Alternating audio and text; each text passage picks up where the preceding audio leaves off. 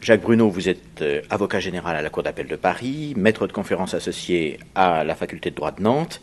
Vous avez connu également dans des fonctions antérieures dans les parquets le passage d'un traitement courrier, comme on l'appelait, des dossiers, au traitement en temps réel. Pouvez-vous nous dire comment le traitement en temps réel a modifié l'orientation des dossiers par le parquet ? Alors on peut dire que le traitement en temps réel a été une véritable révolution culturelle. Le terme n'est pas trop fort, c'est un bouleversement complet dans la façon dont les parquets et puis derrière les officiers de police judiciaire ont appréhendé l'enquête et ont appréhendé le traitement des affaires. Comme vous l'avez rappelé, jusqu'il y a une vingtaine d'années, le traitement se faisait par courrier. C'est une époque que tout magistrat de cette époque, tout magistrat du parquet a connu.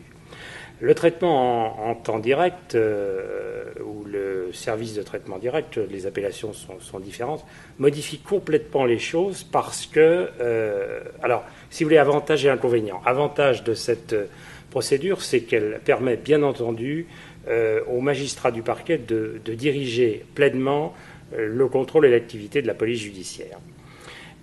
Inconvénient, et c'est un inconvénient notable, c'est que ce sont des procédures qui se traitent dans une urgence absolue et tout dépend de la façon dont les enquêteurs, et alors là c'est le problème de la fiabilité des policiers, comment les enquêteurs présente au parquet l'affaire.